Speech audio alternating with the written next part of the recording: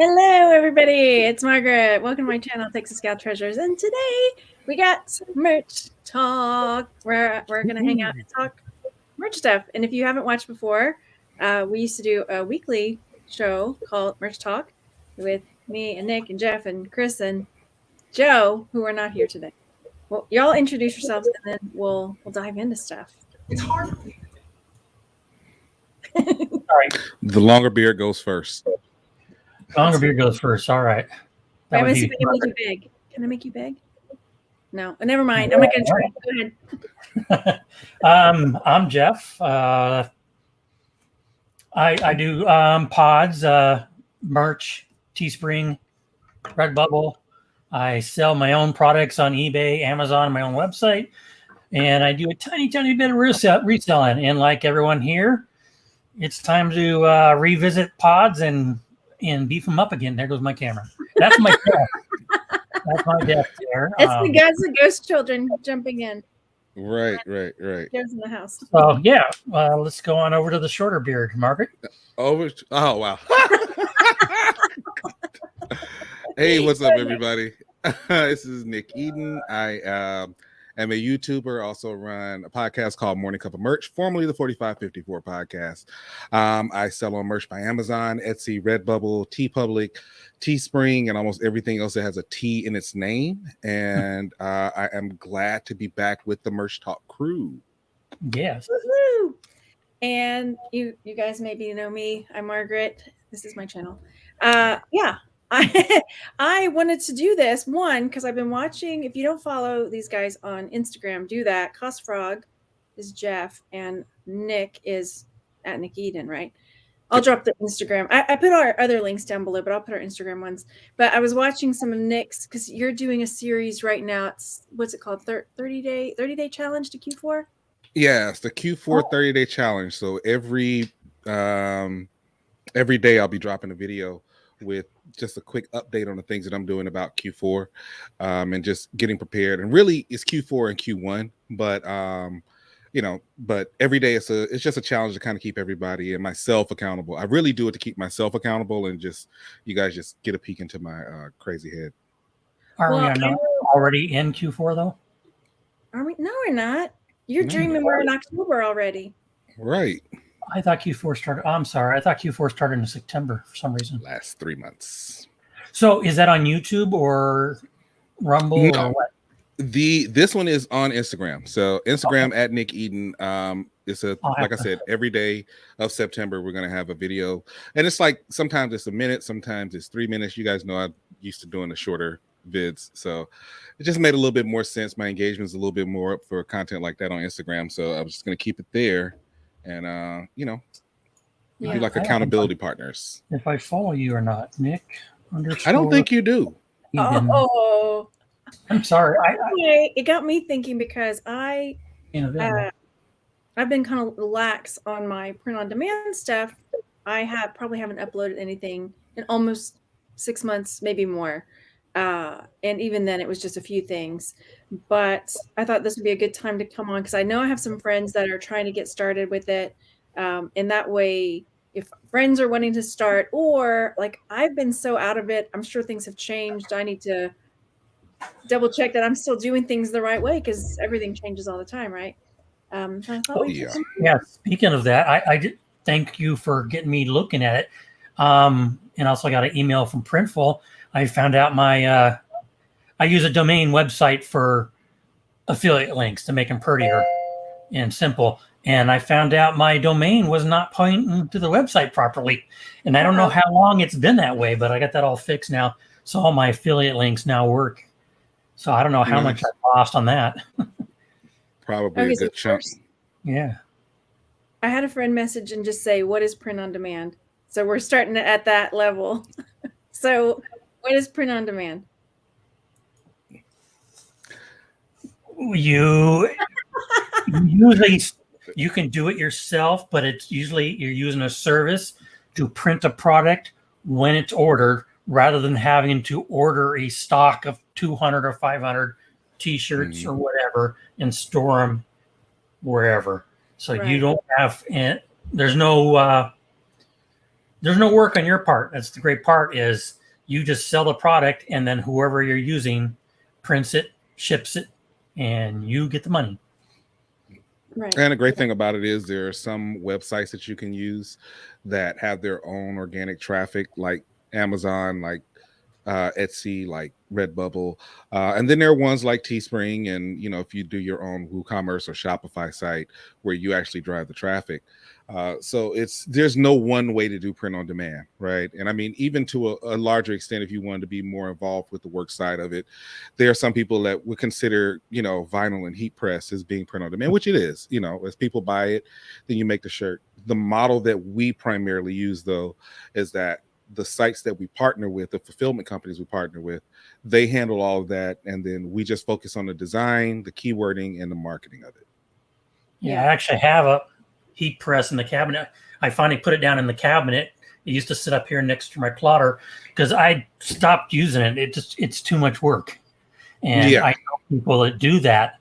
A good friend of mine in Idaho has a shop that sells locally, and they do live parties on Facebook where they say, hey, only 3 of these left or whatever. And then they print them and everything. And it's just a lot of work. And I just don't see it. Yeah. Or some people still do, what do you call it? Screen printing. Yeah. Mm-hmm. And I got a neighbor down the street that does that in his garage. I can see him out there doing it. It's a lot of work. So print on demand using a fulfillment partner is the way to go. Yeah, I think if I was going to do screen printing, I'd probably not focus on selling my own shirts and more so provide for other people who need shirts done. It's a lot of work. Yeah. So. Yeah. I think it's printing one color at a time, letting it dry in between. It's old school. So do you know at this point, if you go to sign up for merch by Amazon, do they still have like the wait period? Do you still have to upload like where you are selling stuff? What's the application process like now? Funny you say that. I have a friend of mine, one of which is actually in the comment section, Morgan TV, who just recently got into merch as well as KDP. But the shorter beard. But yeah, so the good thing about it is it's not as long as it used to be. The process itself is about 2 weeks with merch by Amazon, but it is still invite only. Right. I mean, we came from a time where you were waiting 4 or 5 months to get in. But essentially now it's about a 2-week process. You still have to fill out everything, all of your tax info, who you are, what type of business you are, and then what, essentially a link to your work and what can you bring to the platform. So it's still there. I will say that there's a really distinct difference now, particularly with merch by Amazon. Instead of before, when they started you off in the 10 tier, which you still get started off in the 10 tier, it's no longer going by these are the products. This is more so this is the design. So it's not, okay, I did one design and I put it on standard premium hoodie, sweatshirt, and those count as 4 spots. Now that's one design, right? So it gives you, especially for beginning sellers, it gives them a lot better options than they had before. So if you were, because let's say I'm going to tell a friend about this, like, what would you suggest, like, to get some of their work up, like on like another platform, like Printful, or would you go like Redbubble, something to tag in whenever Amazon's asking for, like, let's see your work? What would you suggest that they start with, or somebody else that's out there wanting to start? I don't know about Jeff. I would probably start with either Etsy or Redbubble. Yeah. Largely because I think the biggest thing is it's a good thing to start your own site eventually. I think that is something that you eventually want to get into, but you do want to make sure that you know what you're doing, right? And most people who are just getting into this have no idea how to design, never heard of print on demand before, or at the very least they have no idea how to drive traffic, which is usually the hardest part. So going to a platform that already has traffic, because I say it all the time on the channel, I know people who sell on Redbubble and Etsy and they don't even touch merch. right? Yeah. If I had to say one or the other, I would probably say Redbubble, because the system itself is a little bit closer to what merch is. With Etsy, you have to do the Printful integration. Every time somebody purchases a shirt or another product, it charges your card and then it's done. There's the Right. customer service aspect of it. So if you're not used to the customer service, if you're not used to fulfillment, and if you're like kind of cash poor on it, it might make better sense to start somewhere like Redbubble, where they take care of everything once somebody makes a sale. That's true. I agree with the later part. You say what? No, I was going to say, I agree with Nick on the later part. If you're just Yeah. starting out, it's probably good to go with Teespring or Redbubble, something that handles everything and just sends you the money so you don't have to put out cash right away. Because that is something with Printful. They do charge you, once the item is sold, they're going to charge you. Plus, like you said, there's the integration factor. You're setting up two sites, Etsy and Printful. And so there's a lot more work there. And not to say you can't do it first off. It's not that difficult. Right. And especially if you're like, I don't have the money to start, because that's another thing I was going to ask about. Like, somebody who doesn't have money up front to start it. I was like, you can do this without money up front. Yeah. And I'll take my mind's a mush. A caveat on that is you don't need hundreds of dollars to start, even with Printful and Etsy. I mean, Etsy, you can open your store for free. You do your listings, they're going to charge you, what, 10, 15 cents per listing? I have a link down below for Nick's. If you sign up through Etsy with Nick's link down below, you get 20 free, or is it 40 free? 20 free. 20 and then, yeah. Well, yeah, see, that's when I'm thinking with Etsy, you make the sale, Etsy's going to keep that money. So you don't see that money yet, but Printful is going to charge you, say for their Gildan shirt, is their cheapest shirt, $12.95. So that's coming out of your PayPal or bank account, and you'll get that money back once Etsy pays you. And I don't know what Etsy's pay schedule is right now, and if you have your own website, you don't have to worry about that, because it's the customer's money is going directly to your PayPal. Say you charge $20 for that shirt, and then Printful is going to take their $12.95 of that out. So it's not like you have to have hundreds of dollars. If you're doing Etsy, you have to have, say, $50 in your bank account to cover a couple T-shirts until payday. Right.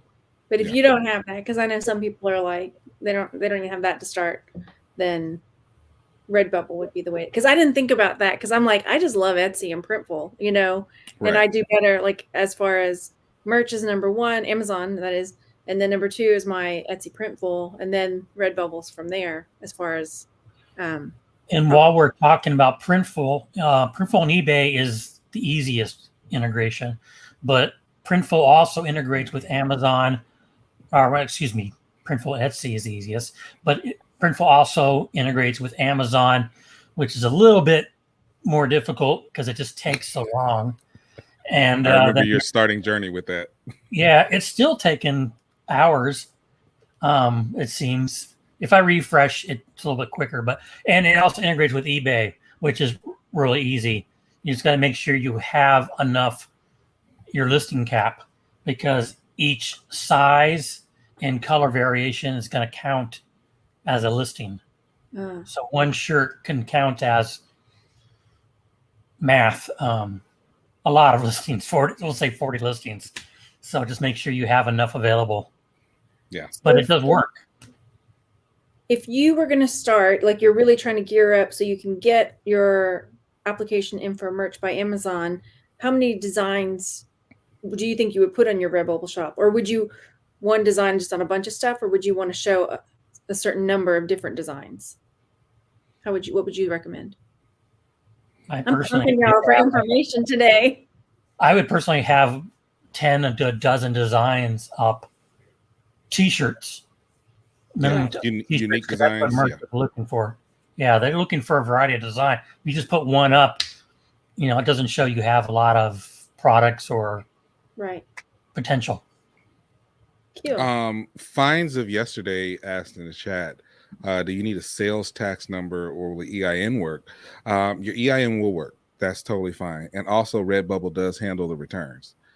If it were me, and I were starting out, the first thing I would want to do is decide if I want to do a general store or a niche specific store.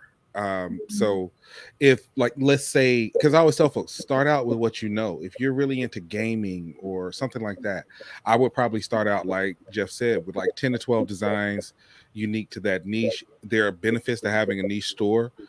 There are benefits to having a general store as well, but you got to get a lot of volume in order for those keywords to ping. So once I figured out, like, okay, I'm going to either go general or niche, then I would go in and do like 10 to 12 listings. That would be my initial thought process on that. This is further down the line for those of you listening that are new. I'll just say real quick, I don't think you need a sales tax number for Amazon at all. No. Because I've never provided card, right? I mean, social security number. Some people are weird about giving that out, though. Yeah, you can do social security or EIN, but sales tax number you don't need, because you are not the seller on Amazon. Amazon is a seller. They take care of the tax and everything, and they're paying you royalties for your design. Yeah. Whereas Etsy and eBay and your own website, you are the seller.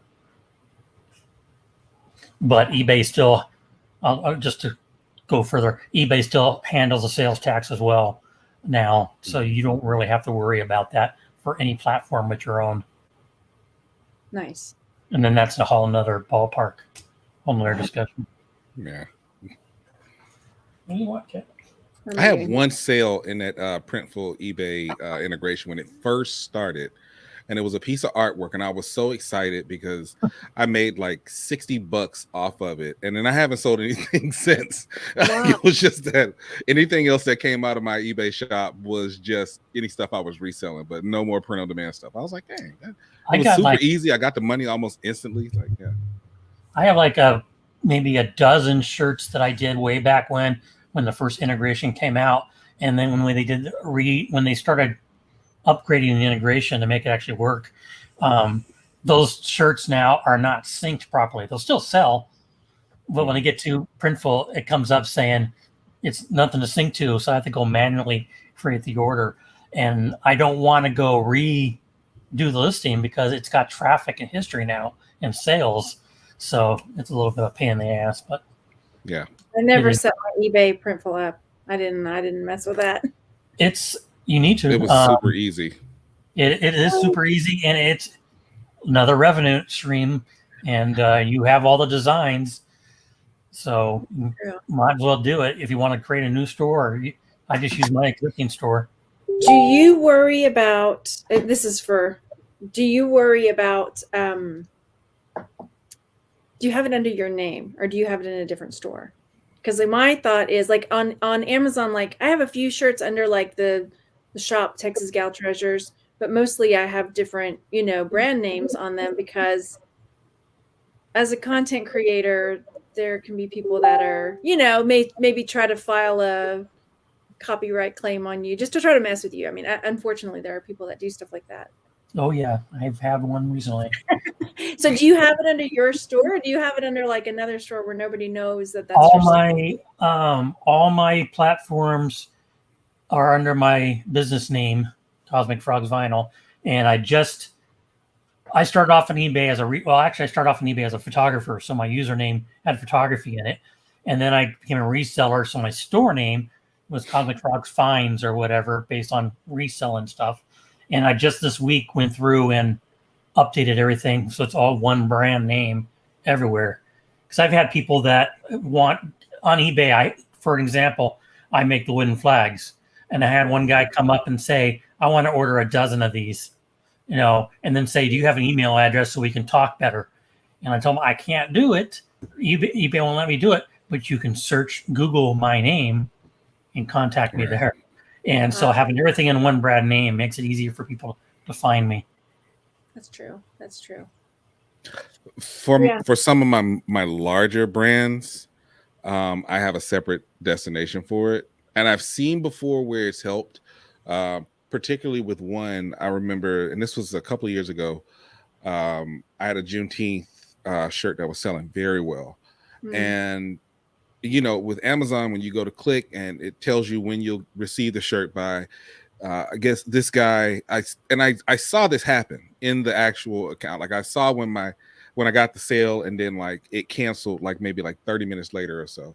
And then probably about an hour after that, I got a message on Facebook because I had the Facebook page for the brand.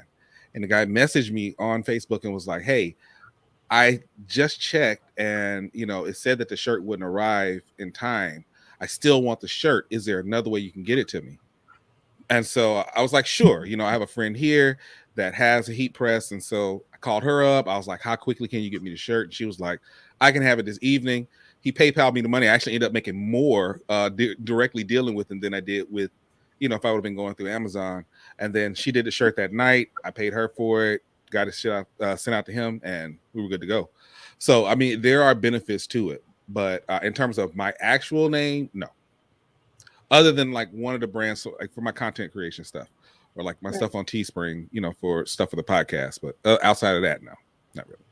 Yeah, I don't have my real name anywhere except for my website, I think. And that's only like in the contact page, or if we communicate by email. I don't say from Cosmic Frog on there. Right. That'd be kind of weird. I see Patricia. I see some questions, but I want to do something else before, because she's asking about how to set up on eBay, but I wanted to get some other info before we do that, because that's like a whole nother. Okay, so I asked about like what platforms to start. A biggie for me too, I want to make sure for myself and for anybody who's new, if you are wanting to run your designs through copyright, to make sure that it's not copyrighted. What site do you use? Because I know I used to use TM Hunt. Is that still a good site to use, or do you? Are you talking two different things? You're talking copyright versus trademark. Trademark. It's hard to search for copyright. Trademark is what I meant. I'm gonna just change my name. I still use Trademarkia as the easiest, and then if I have to, I'll go straight to the government trademark site to actually look it up and read stuff, because that's an issue. It's hard because an example of what I just ran into is when you trademark something, you can trademark a word, a phrase, or an image, the brand image. And so it's hard to search on any trademark site that I found an image. And when I had one removed recently, and I won't go into details, but I don't agree with the removal because it was improper use of the trademark. But it was an image trademark. There was no way for me to search it. And he actually trademarked it 3 years after I first published my design. Wow. So that even gets even harder. But yeah, it's hard to find an image trademark, but phrases and words. And I will say on that note, Amazon is very liberal. Yeah, I think that's the right word, with their interpretation of trademarks. And you'll never win with Amazon. You have to go to the person that claimed the trademark, and there again, you'll never win. Might as well just suck it up and take it down, you know? Yeah, unless you have the money to fight it with a lawyer, and a lot of times it's not worth it. This one was almost worth it because it was my number one selling shirt, and I took a big chunk. My next paycheck is going to be like half. So wow. But unless you have the pockets to fight it, just swallow your pride and move on. I didn't even contact the guy. You know, I don't think it, you know, maybe there's a small chance he would have said okay, but I doubt it. I mean, realistically, there are some avenues to fight, but they make it really difficult, right? So the first thing I would say, and kind of piggybacking off of what Jeff was saying, I always go to uspto.gov. Right. I gotta go straight to the source. And for anybody who is just getting started, and I'm not a trademark expert by any means, but the class for t-shirts is class 25. And so that's generally what I'm looking for. when I'm looking for those. Not to say that, oh, if it's trademarked somewhere else, because again, to Jeff's point, they're so liberal with Amazon. Amazon receives more legal notices in a week than most businesses do in a year. So they're just like, screw it all. You're not going to get, you're not going to get. Yeah. I will say, and I know that the Facebook groups have become really, really toxic today. Let me say that to the new sellers now. The Facebook groups for print on demand and the Reddit groups have always been toxic, but the Facebook groups in particular are really toxic nowadays, and they don't give a lot of value. It's not like when Margaret, Jeff, and I met, with Merch University and Merch Minds. It's a completely different atmosphere. That being said, there is still one group, the Trademark Watchdogs, that I really make sure that I frequent that a lot, because so many people are filing frivolous trademarks right now on things like, I remember Mama Bear was a big thing a couple of years ago when they did that. This was something that the Trademark Watchdogs Facebook group actually fought. And I mean, we submitted letters of protest, time and time again, to the point that they actually went and changed the process for it. And so now they charge us $50 every time we have to submit an LOP. But, it did let us know that, okay, obviously we're making traction somewhere. We're getting a lot of these frivolous trademarks thrown out. But it's almost like P for P copies. It's the nature of the beast. The best thing to do is to move on, which is why I keep telling folks, stop telling people this is passive income. You have to work. You may have, 5 or 10 top sellers that a year and a half from now, somebody has decided they're going to come along and trademark reputation. Thank you, Taylor Swift. And, all of a sudden your top seller is gone. So it's just best to kind of keep moving. It is an active business. It's a business that you can make a lot of money off, but it's an active business. You have to put in time and the continual work into it. Yeah. And to answer Fines of yesterday, she was asking if you have a good design, you should trademark it before someone else does. That's the problem, is people are abusing what a trademark is. If you have a design, you can't trademark. You shouldn't be able to trademark it. That's a copyright issue.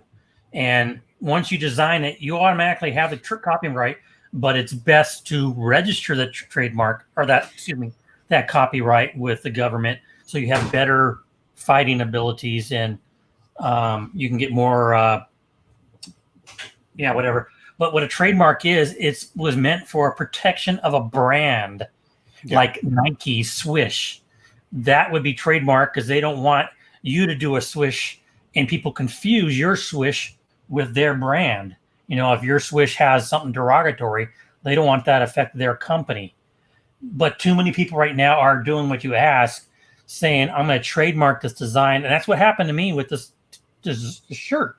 They're going to trademark this image, which, it could have been their brand, and I'm fine with that. But my use of that image, which was way before they even come up with it, incorporated a lot of different elements to make a whole design and had nothing to do with their brand.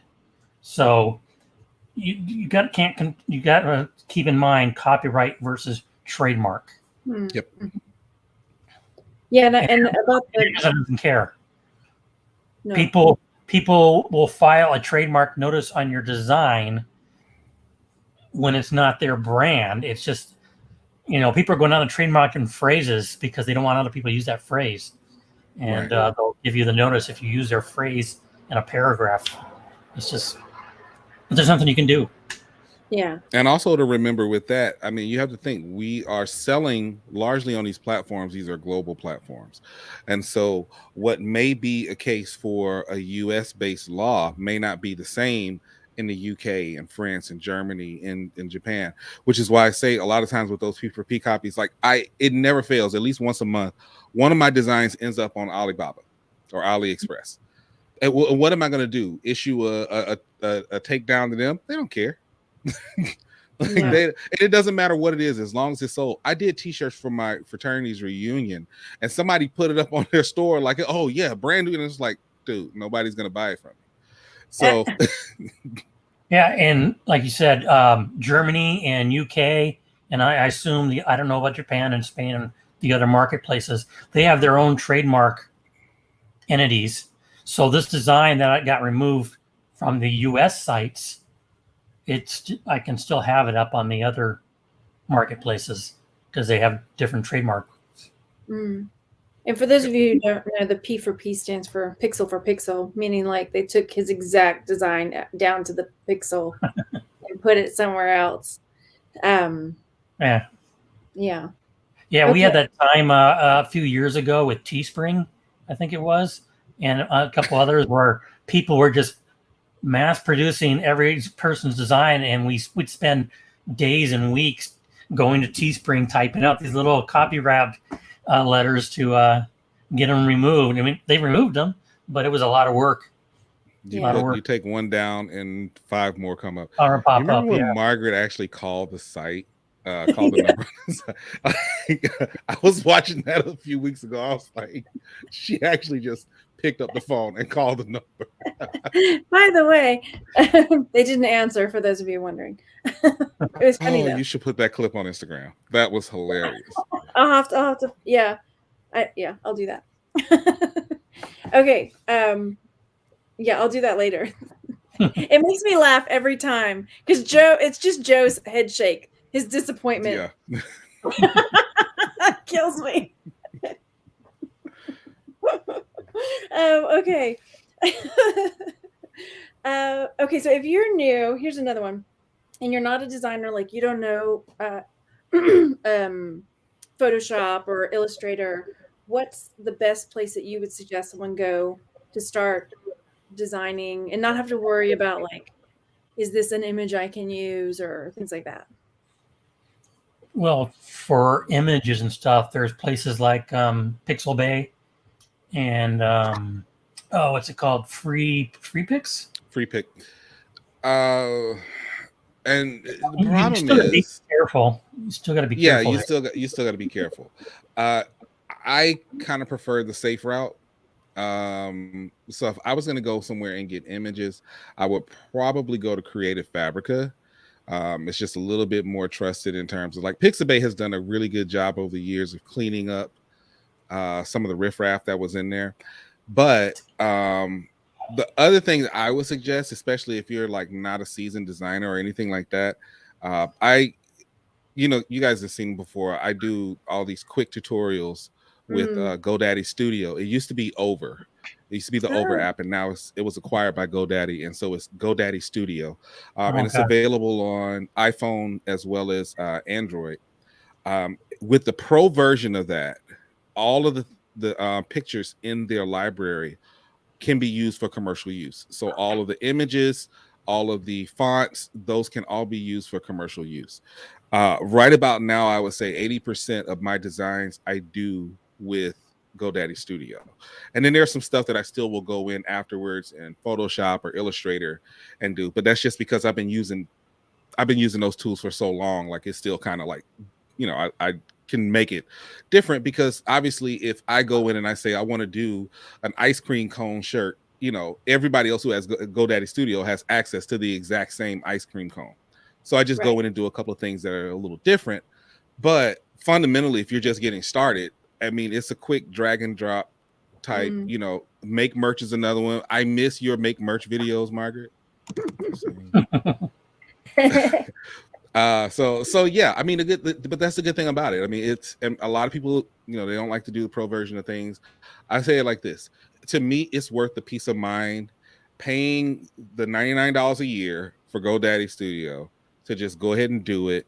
Same thing with Canva. Canva, if you don't want to do $99, Canva is like $12 a month. It's the same thing. Just, the investment is worth the peace of mind and knowing that you can use them for commercial use and you don't have to run into any of these issues. One, I don't like GoDaddy, but it sounds like a good source, and I'm going to look into it. GoDaddy is my nemesis. Is the GoDaddy I'm sorry to interrupt real quick. Was the GoDaddy Studio it's my return sound. I just had a return on merch. I thought you were playing a Cardi B song.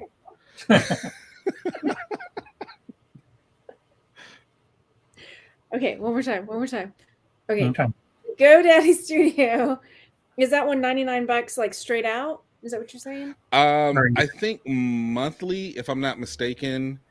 I know it's $99 for the year. And I just go ahead and do it for the year. Yeah. It's a little easier for me in my books, but I can check really quickly. But yeah, Jeff, I understand it. And a lot of people don't, particularly like GoDaddy as a service, but they did acquire Over, and I've been using Over all this time, so I didn't see any reason to change. They also acquired Outright a couple years, and that's my bookkeeping software. And yeah, it's all right. I'm switching over to QuickBooks.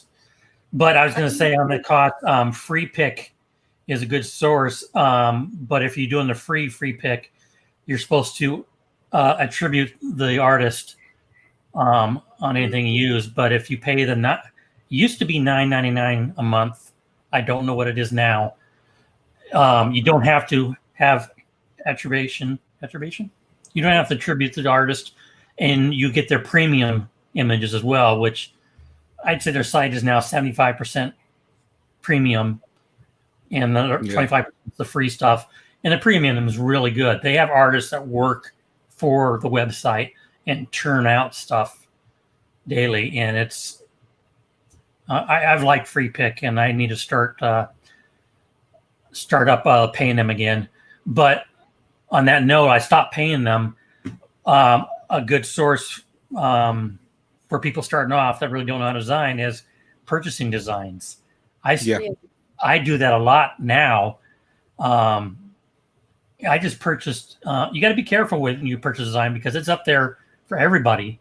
Unlike, I don't know if the sites are still out there that popped up when merch was new, that they would sell only to one person and then the design was unavailable. But most places now they sell to everybody, and that design never comes down. But I recently bought a bundle that was pretty cheap, and it had a lot of designs in it. And I did some searching, and yeah, some of them were already up on merch, but a lot of them weren't. And some of those designs now are some of my best sellers.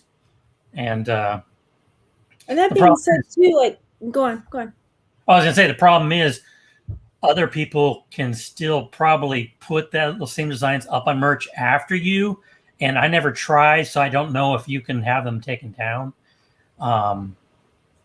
If they're non-exclusive, no. Yeah, you can't really say copyright because those designers still own the copyright, and so they have rights to use it. But technically, they should change it up a bit. But a lot of people don't. They don't care if there's 3 other of the same design up. They're going to put it up, and Amazon doesn't screen that. If you're new or just getting into this and you're like, that kind of freaks me out, I'm not ready for that, you can totally go text-based and just do words. If all of this like talk about like, I don't know what pictures to use. At the peak of last year, I was making $1,000 a month just on my text-based designs. That's awesome. Damn. Yeah. Awesome. Which down to 400 or 500. It hurts. Listen, it hurts my ego because I'm like, damn, I've been a graphic designer for almost 22 years. And like the text-based stuff is just the words. That's it. Oh, okay. Got it. GoDaddy is $99 a year or $14.99 a month. Okay. But they do give you a 7-day trial. Yeah. Yeah. But I also want to say, if you aren't following Nick on Instagram, he does these like super sped up his design. He's doing a design on not Over now. What's it called? GoDaddy Studio. GoDaddy Studio. Yep. And I don't know. It motivates me. It just gets me like, okay, I need to get in there and play with that. And if you have like my kids, they can sit there and play on it. They can make shirts or whatever, or make designs. We were talking about that earlier. In Free Pick, I just checked, is the same thing. It's $9.99 if you pay for the whole year, or it's $14.99 a month. Okay. Okay, and I know there's questions in there, but I want to ask you, for somebody starting out, what would be your number one do and your number one don't? Number one do, read the terms of service of whatever platform you plan on selling on. It's different. Each site, they have their unique traffic. They have their rules. Some places allow parity, which is, instead of Nike, you say Psyche or whatever the case may be. But read the terms of service, whatever platform you're going. That's the very first thing I would do before I signed up. What I would not do is I would not spend a bunch of time in and I know it sounds like I'm dumping on the groups, because there really are. Like, Young still runs the merch mining group. He just started up again. There's still some good. I would not spend the time just kind of perusing those groups, and I would just allocate that to researching what it is that you want to get into. And I know it's difficult to stay out of them, because I can't speak for y'all, but even after all this time, like, I've been selling print on demand almost 6 years now, and still no one knows what it is exactly that I do. Like, my mom calls me just the other day and she's like, hey, I need some shirts made for something for her daycare center. I was like, okay, great. I'm like, finally she's actually calling me, asking like, yeah, can you tell Latanya to give me a call? I'm like, Ma, I literally teach people how to do this. So there's a solitude that comes with it. So you want to be around other folks that do it. So I understand wanting to get into groups, but don't start off that way, because all it's going to do is be a time suck of people putting screenshots up, whether they're fake or real, people selling you their course, whether they're fake or real, or, people arguing with each other about anything. Use that time wisely to research the niches that you want to get into. And on that note, like, I'm probably in some groups, but I don't follow any of those groups at all. If anything, like, I follow you on Instagram, like, just to get myself motivated. RJ, just like pick and choose, like, people that you're like, I like Jeff, of course. And find, like I say, I try to, because there's so much drama everywhere. I just can't even. So just stay out of that. My number one job would probably be stay out of the groups, because all groups are drama, and the merch groups have become intense drama. And the do's would be, like Nick was saying, is research. If you're just new, YouTube, with anything you do, YouTube is a great source. Yes, you have to be careful of some people, but there's a lot of great videos out there. Margaret's channel is a great example. She has lots of videos of how to do things with Canva. Is it Canva? Yeah. But she has a lot of great videos on creating shirts, text shirts, easy picture shirts. I have some videos on eBay integration with Printful. I do a lot of Printful stuff. Sorry, Nick, I listen to your podcast, but I haven't seen much of your YouTubes or anything, so I don't know if you have those. But YouTube's a great source. And follow me on Instagram. You only show me love when I post memes about Gavin Newsom on Facebook. That's gosh. Yeah. We're not going to go there. Another good tool, and I hate promoting this place, only the free part of it, is Merch Informer. They have a paid stuff, and I don't use it, so I can't recommend it at all. But they have a free tool called what is it called? It's merchresearch.com. Yeah, Merch Research, where you can type in the phrase or the title of your shirt, and it will pull up. I gotta go back to the duck. It will pull up all the shirts on Amazon that match that, so you can see how many there are. I think you can sort it by the highest BSR, but that may just be a plugin I have. But you can see with the highest, see if it's even selling. There only be 10 of them, and none of them have a rank yet. So it's a great, and then there may be 1,000 of them. And I use that, like I said, I buy bundles of pre-design. So I type in what it is and see if that design's up there already, or see if it's even worth putting up. So those would be my do's and don'ts. I have a link too. Go ahead. I was just gonna say, and in full disclosure, I am a Merch Informer affiliate. I do use the paid version. I will also say I pay for my version. Like I do not do, if it's something that I have not paid for with my money, I will not talk about it. I know people like to give Merch Informer a lot of crap, but even if you go past the research portion of it, there are some other tools that are in there that are wonderful. They have graphics that they give you a file of graphics every month, and this is something that they've commissioned artists to actually create. So these are for commercial use, created specifically for those who are paid subscribers to Merch Informer, and you get them every month. They also have a designer in there, so if you're not a designer, you can use the designs within there. You can do the text-based stuff. Like, so I get what you're saying, but I think for me, Merchant Former is so much more than just the research. Let's see what's trending, what's this, what's that. They've kind of evolved into this more encompassing type of entity that can help people at all levels. So, yeah, I don't use it and I don't pay for it, so I won't say one way or the other about it. But I like the free tool. That's my go-to tool for research right now. Besides the plugin, what's it called? Productor, which I think you turned me on to. Yeah, that's also owned by Merchant Former. Yeah, that's I love that, and that's a free plugin, and it is awesome. I don't know. And for uploading designs, it is the best. Yeah. Maybe I do. That's the one where you can get all the stuff on all the stuff.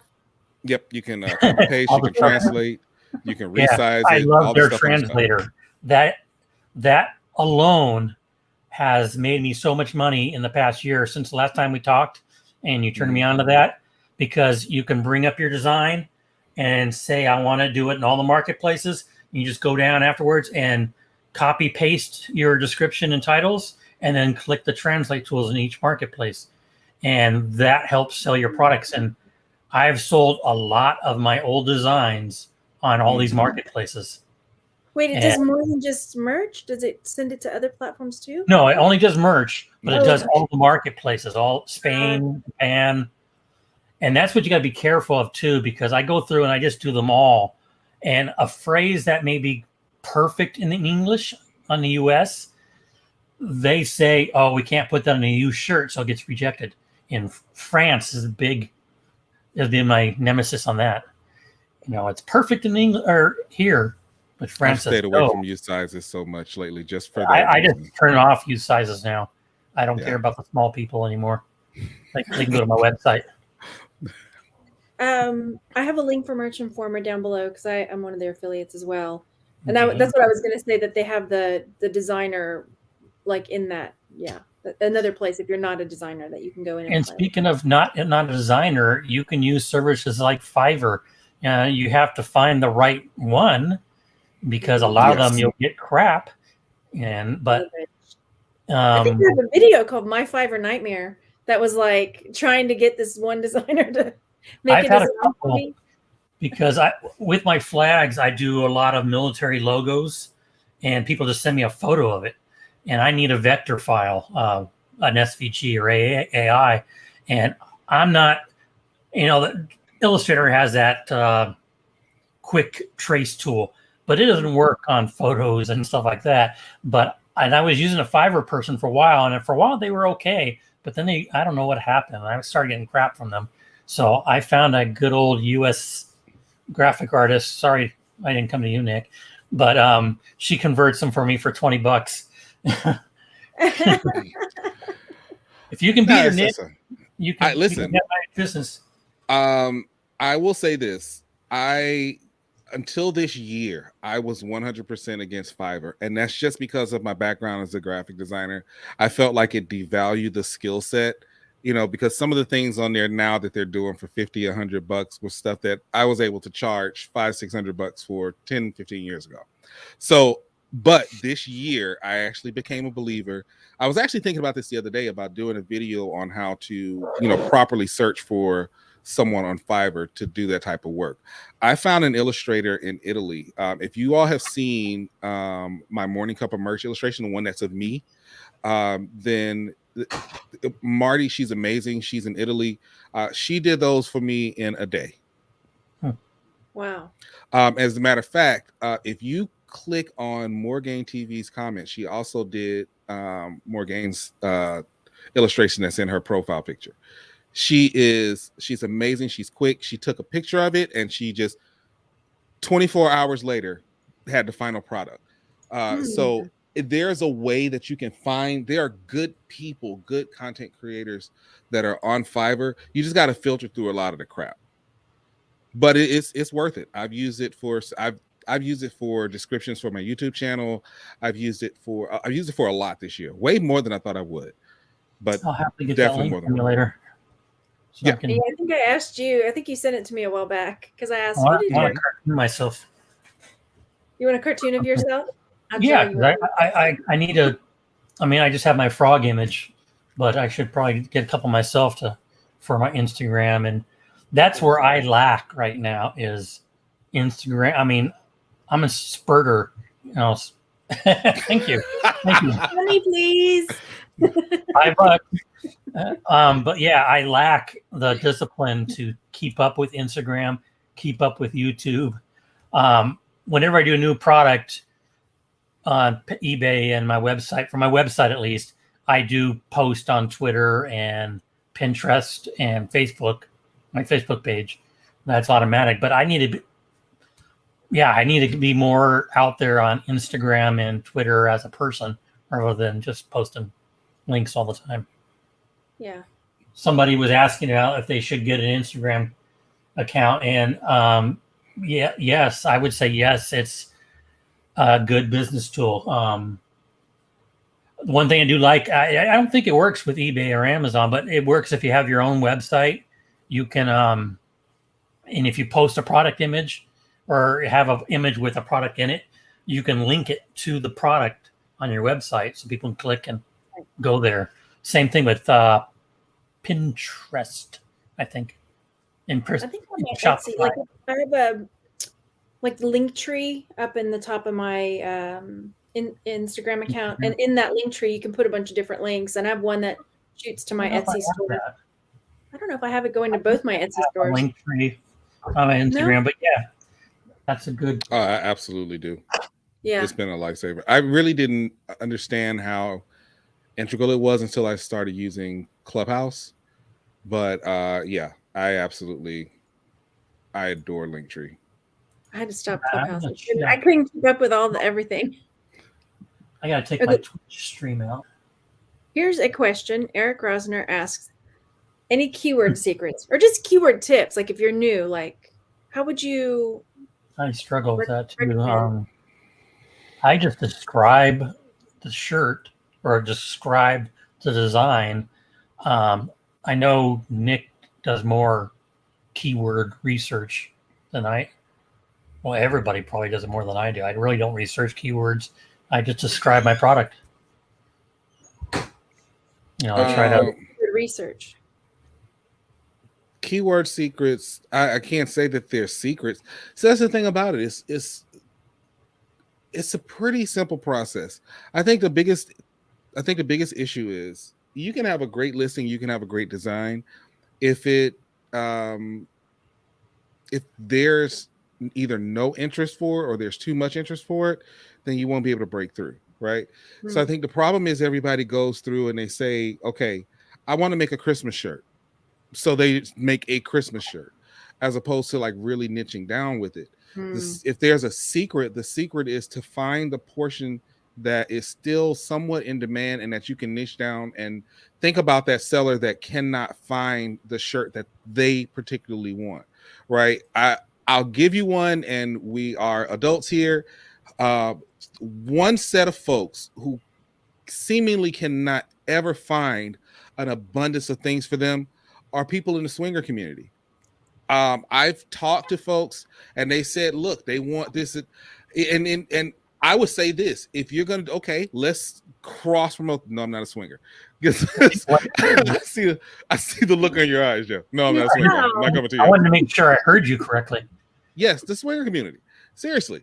But I mean, if you find an underserved community and you make designs for them, they will be loyal to you and your brand. That's and you can, and what I'm doing now is a lot of times I'll go back and I've taken my old designs and I've done it, holiday themed. If let's say you were doing a shirt for swingers and you did a Christmas swinger shirt, they're normal people like everybody else. They celebrate Christmas too. They might want a naughty Santa or a naughty Santa's helper type of shirt. So it's no secret to it. It's just you have to find the people who are really underserved and you make shirts for them. Are they underserved though, or would they be overserved? I am not. I was just picturing Santa swinging with all the elves and two Santas. No. Right.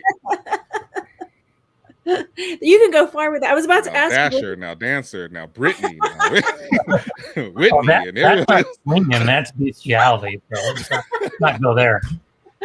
Just they're in costumes. Don't get nasty. Swingers no, make fun too. But I had an Etsy store that was centered around adult novelties, and that was a huge, like, one of the number one requests was, do you have things for swingers, like phrases for swingers? We can't find anything with any, and I'm like, I don't know what phrase. I didn't know there were swinger phrases. I didn't know there was swinger jargon. But hey, I'll say this much: the research was fun as hell.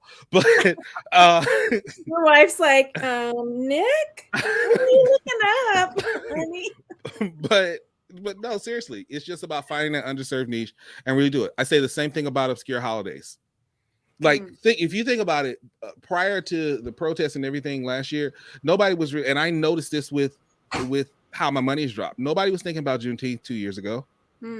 Nobody. It was an underserved niche, and now everybody has Juneteenth shirts.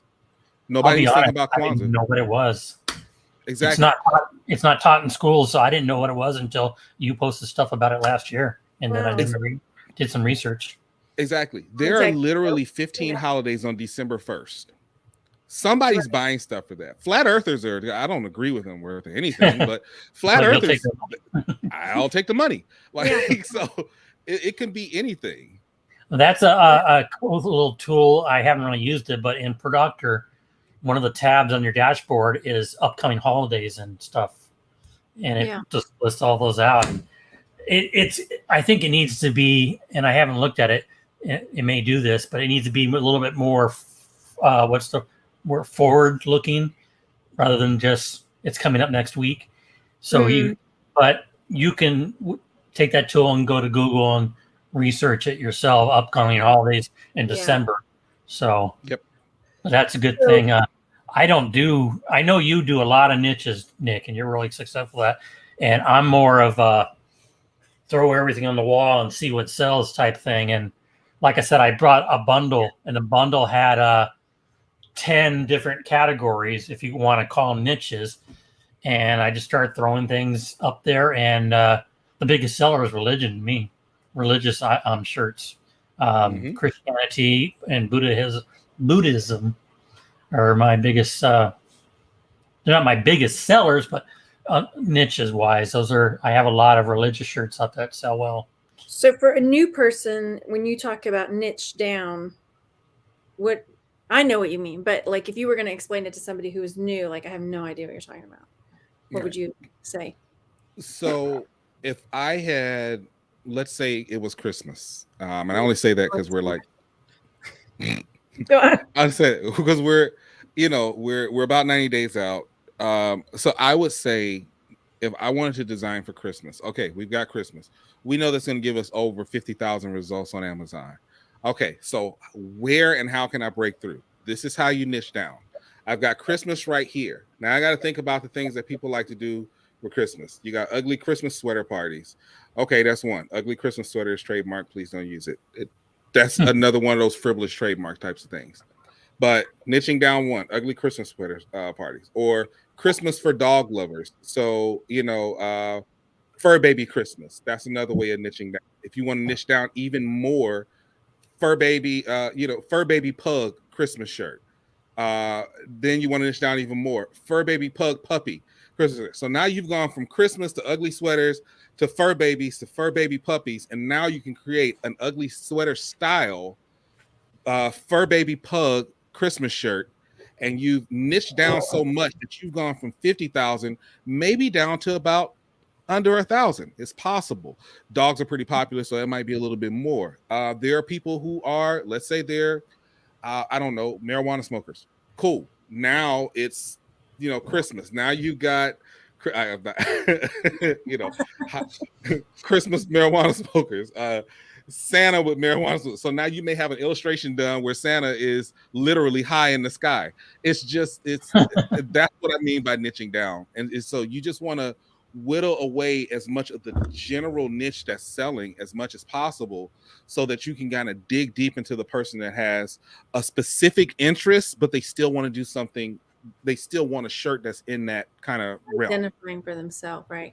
Yeah. And Absolutely. a good way to do that is either in the Amazon search bar or the Google search bar, start typing Christmas t-shirts, and the intuitive, whatever you want to call it, will start filling out things that are searched often. And so you can find a long, what they call long tail keychain or keyword phrases that people search, and that will give you an idea of what might sell well.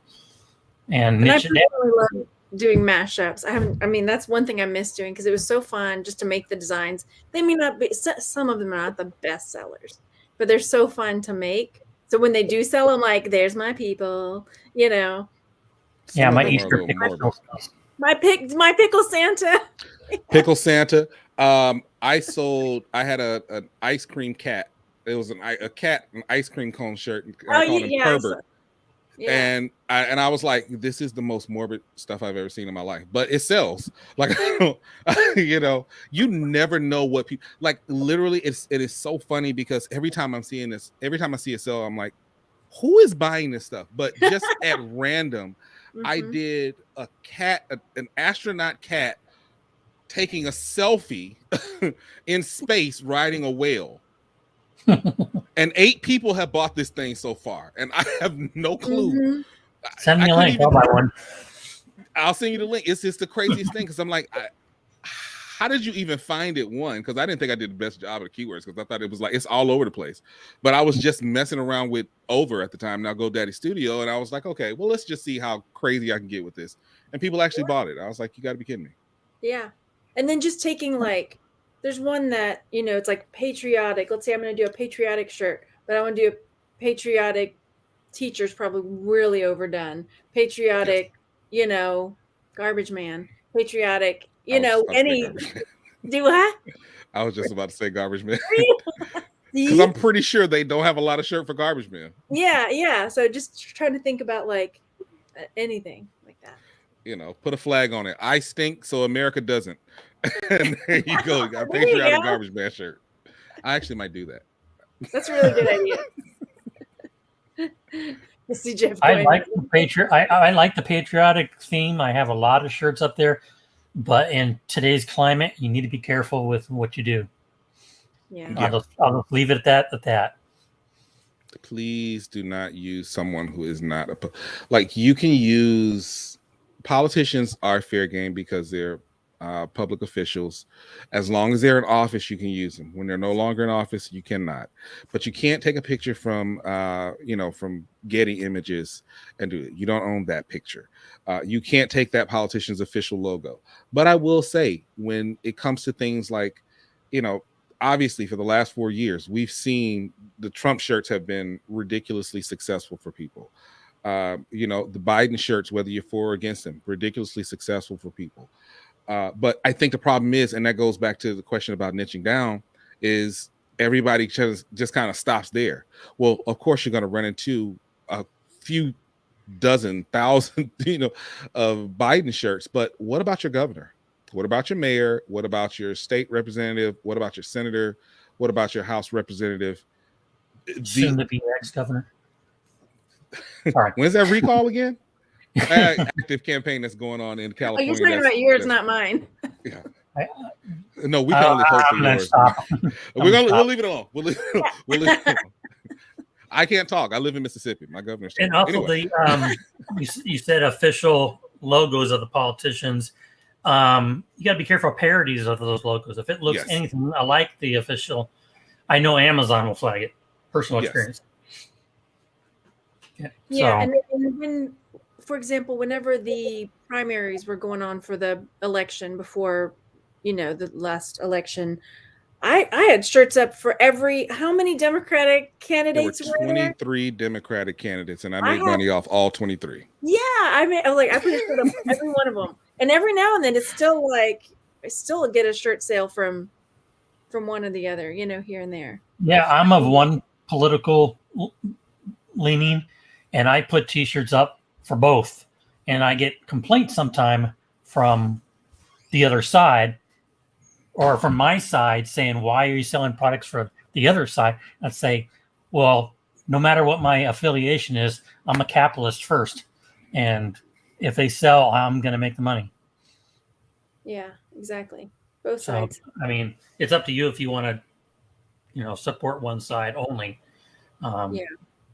When it comes to politics, and money, I don't support either side, and I'll put out both sides parodies and Yeah. Mm-hmm. Yeah, definitely. Is there anything else y'all want to share? advertising. What do you guys do? Nothing. I started touching that with Amazon, of whatever they call it. What do they call it? I have it used to be AMS. Now it's just Amazon advertising. Yeah, I started using that, and it's worked. I shut mine off recently because I got a bill. I mean, it says I spent $343, and then I have made $952 in sales. But when you look at it, I'm only getting a couple bucks from each sale. It didn't really pan out for me, I think. So I don't know if I'm going to do it. What I was trying to do, after watching YouTube videos, was whenever I get a new shirt that I think is good, is I will put it into my advertisement. And Amazon does all the stuff. You don't have to think. And once it sells a couple shirts and gets up ranking, then I'll take it out of advertising and let the organic sales take over, hopefully. And it's kind of worked that way. But like I said, my bill was a high bill last time, and I just sticker shock shut it off. Well, but I'm thinking about doing Google ads. I was doing that too. I kind of amended my advertising strategy. So now really what I'll only do is I only advertise my listings that have reviews. And then, usually those are the ones that I'm setting at $19.99 so that I get a higher royalty. So it does kind of offset that cost a little bit. Because, the more you advertise, the higher the threshold goes. And with me now, like, it's at like 500 before they charge me. I'm like, at 500 a pop, I can run through that in a week. So it just makes a little bit more sense for me now to just be like, let me just do my ones that have the reviews, which is another reason why I love Productor, because I can see when I have new reviews coming in. I'm like, oh, let me go ahead and throw an ad on this one. Yeah, I keep my prices high. So somebody was asking that, and I can't find the person right now, but somebody was asking about saying that, here it is. I know when this is it's a hazard life. I know when merch, and we all started it, the strategy was the price to break even, then increase. Yeah, there it is. Is it how people are still doing it? Personally, I'm not. No. I see a lot of people lowballing, just trying to get sales. They don't care. I leave it at the recommended price point when you upload it, which is $19.99, I think, for. Yeah. Is it $19.99 for a standard shirt? I know it is for premium. Yep. So yeah, I just leave it there and let it go. And then like I said, new shirts, I throw in my advertising queue. And then once they sell, I'll take, 5 or 10 shirts and, get a good ranking. I'll remove them from advertising. But I may lower the price. I'll go back and look at my old shirts that have been up there for years. And if they haven't sold in a while, I might lower those. But when I start them off, they start off high. Or not high. They start off at the standard price. I play around with them a little bit, but I learned my lesson. If you guys remember last year, we had the whole month shut down on merch. I think it was April? And then when May came around, May and June, we still couldn't adjust the pricing. So one of my brand new Juneteenth shirts started selling like through the roof, but I was only making like 70 cents off of it. And I couldn't adjust the pricing. And after that, I was like, you know what? Screw it. Because my other one, which is my top seller, was still selling. It was selling more than that at $19.99. Now, I will say it does have 75 reviews on it. But the point is, they will both sell at that price. So don't be afraid to play around with the pricing. For me, probably the lowest I'll go at this point is $16.99. But, that $18.99 to $19.99, that's kind of my sweet spot right now. Yeah. With Printful, I do almost every product, so I'm making $5 at least. And on eBay and Amazon, where there's fees, we'll bump the price up to cover those fees. And so I want to make at least $5. And I know I see sweatshirts out there that are, Printful only charges 20 something, I think, for a sweatshirt, but people are asking 40 and 50. I just don't see that, but more power to them. You do? So today, I was telling you in the chat, like I saw my first Christmas. It's a design that I have up on Etsy that's a good seller for me every holiday season. I just sold my first sweatshirt, $40 on the sweatshirt. I mean, I know that's not what I'm going to end up making, but that's how much the person paid. I'll have to check mine, but I need to make a minimum of $5. Yeah, I think profit wise, because even after that, because even on my website, I have PayPal fees, or I also use Stripe as another gateway. So there's a fee there. It's a 2.9%, and I'm gonna be right back. $5. Oh no! I forgot something. You gonna leave us here alone? Well, real quick, hi Biohazard. I remember you from the good old days. Wow, that was ages ago. Man, listen, I get every now and then, I still get people and they'll say, "Oh my gosh, I love the podcast. I appreciate what you do. So when's Merch Talk coming back?" And I'm just like, am I a joke to you? But I mean, I miss Merch Talk too. I do miss those Wednesdays. It was Wednesday at 1? Like I do miss that. Yeah. So I'm all for continuing once a month or twice a month. I don't care. Yeah, definitely. This is my social life. I don't have a life outside of, when the pandemic hit, it's like nothing changed for me. I stay home, work all my stuff, and go to the post office, pick up some supplies, and pick up a Starbucks, and go back home and work. So with that, how's the reselling been? And I know this is a little bit, off topic, but just in general, how's it been? I don't do a lot of reselling anymore. I may hit a garage sale once in a while, or sell stuff I have laying around the house. I still have an inventory out in the shed, people call death piles or whatever, that I, from when I went out sourcing, and it's slowly disappearing. Like I said, I rebranded my eBay to match my products, the t-shirts, the vinyl, and the woodworks, and all the Printful stuff. So, and I'm going to go in later today or tomorrow, because I used to have categories for all my reselling stuff, and then t-shirts and vinyl and stuff. I'm going to be removing all those categories and changing them just to my product lines, and then have a category, resale crap. Yeah. So I don't know how it goes. I know Chris is still doing his thing, so we're gonna check in with him on that. Finds yesterday says, so since you're linked to Etsy, eBay, etc., do you still have to go in and place the order when someone orders it, or does it go to the printer directly and you just collect profit? Yes. Yeah, go ahead. I was about to say, go ahead. Oh, I was going to say yes on the later part. Yeah. If you're integrated with Printful, the Etsy, eBay, Amazon, your website, using Shopify or WooCommerce, the order goes in to Printful, goes directly to them. They print it and send it out, hopefully in a timely fashion, and you collect the money. If you're on website, the money goes directly to you first. Mm-hmm. That's why I like it. And that's why I try to point everybody on all the platforms to my website somehow. Yeah. Makes sense. I mean, eBay has, and everyone's comments on this in the forums and stuff, groups, but eBay is becoming more of an Amazon clone in that respect, that they don't want the sellers to be your seller. Amazon, the sellers are theirs. You're just supplying stuff. eBay used to be able to do things, and I just noticed this a few months ago, because I use ShipStation to ship, because I have so many platforms. They all come into ShipStation, and I used to be able to see the email of all my eBay buyers there. They've rechanged the whole messaging system, so it's now an eBay link, whatever. So if you do a reply to that, it goes through eBay now, so you can't email the buyers directly anymore. So it's getting harder and harder, but I still put marketing materials in my packages. Yeah.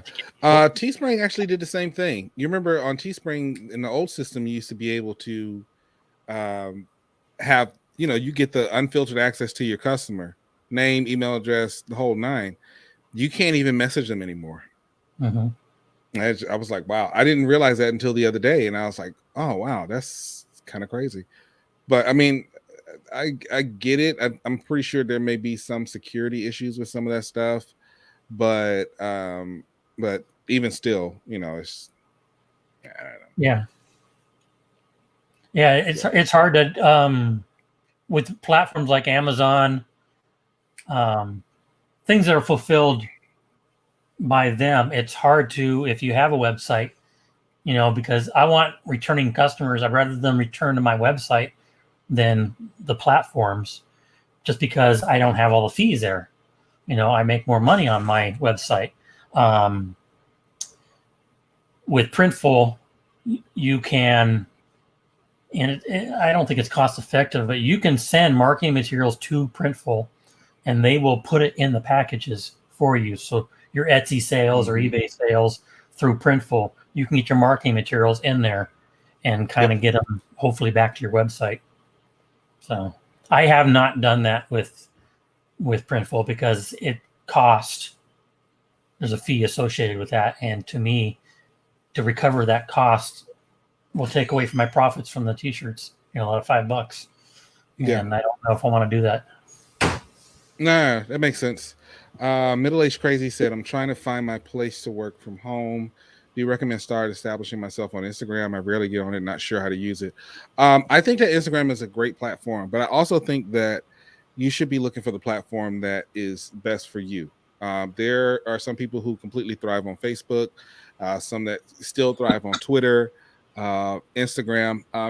I actually ran across a young lady on TikTok that, on TikTok, they can duet the video. So like she did a video that went viral where she started off by saying, tell me a video that lives rent free in your head. I'll go first. And then a lot of people would duet the video and talk about their videos. And it started spreading so much.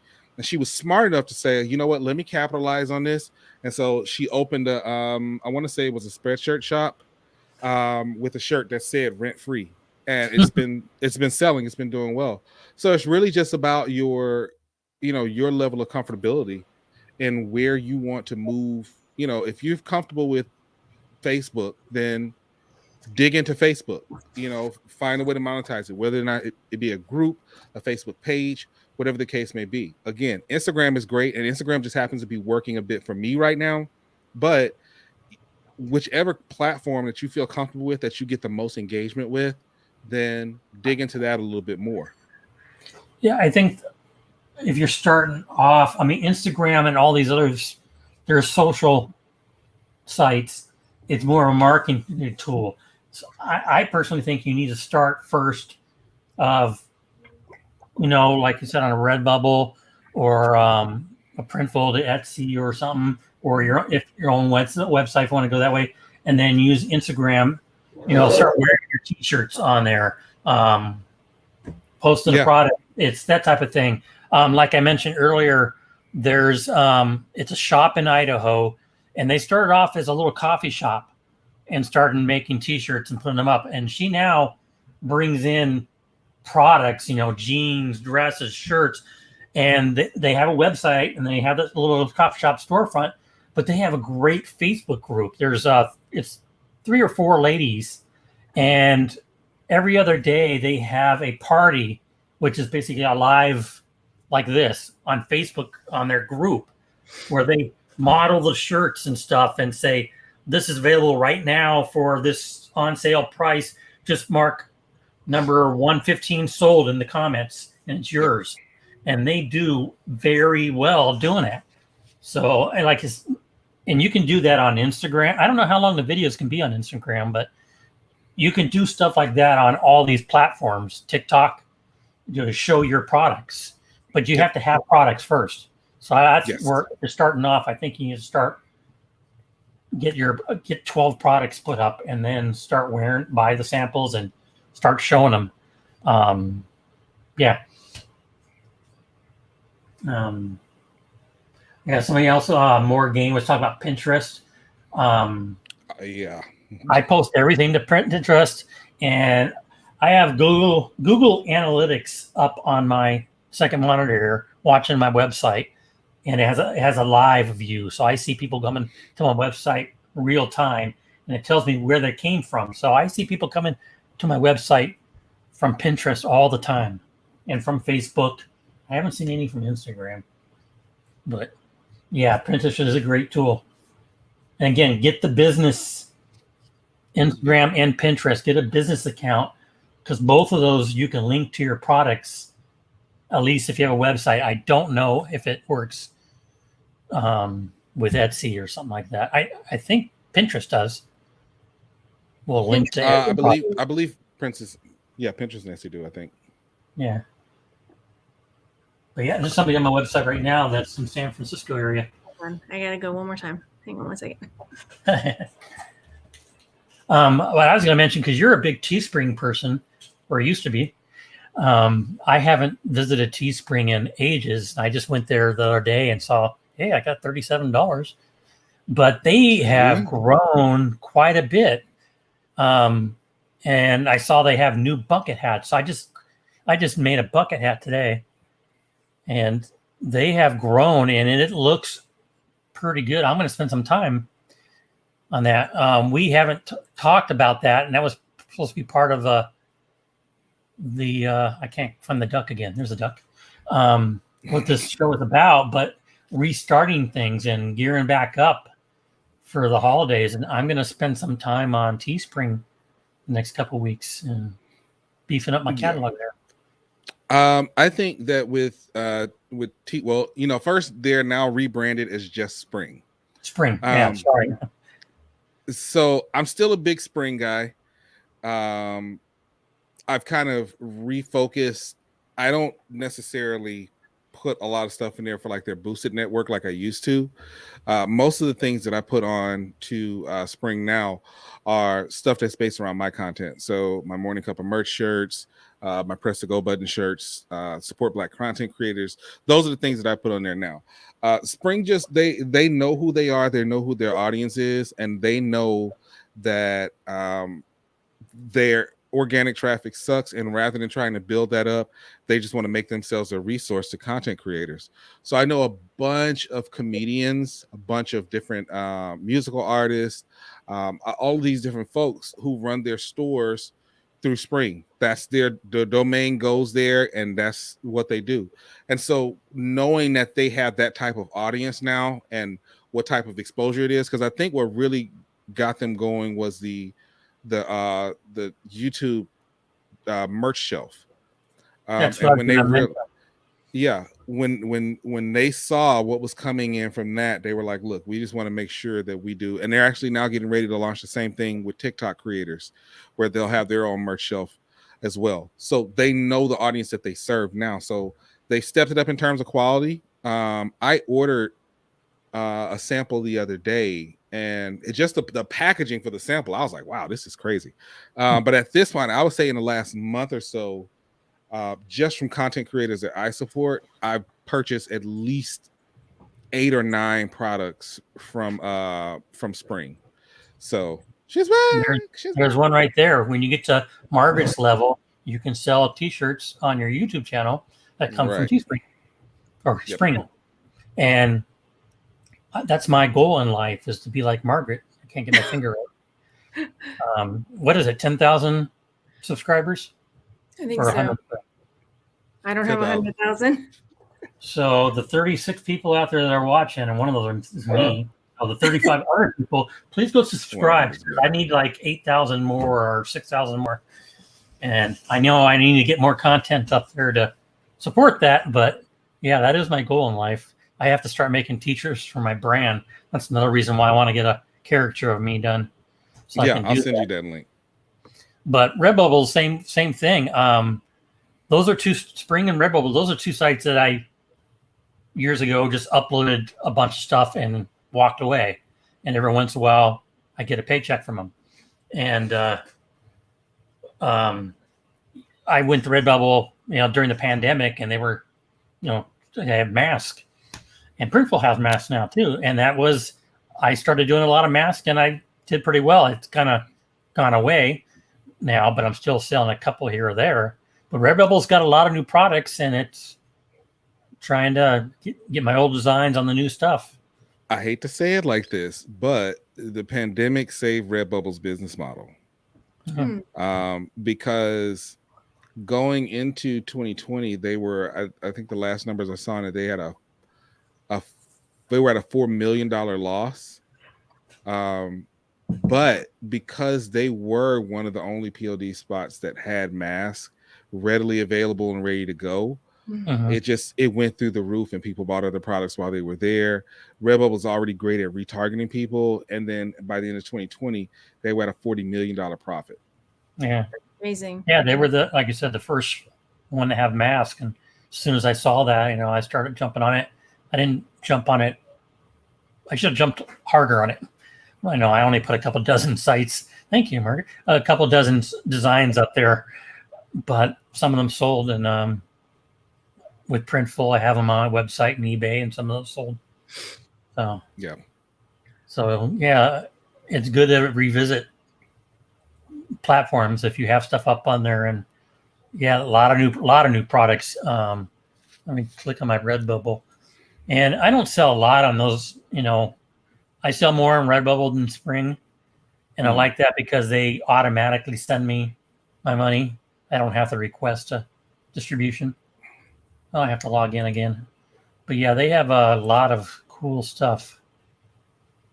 Yeah. And I need to get back. Like I said before, I haven't uploaded anything new. So everything I've got, I'm just sort of coasting on. And while I did a ton of work. Oh, sorry. No, go ahead.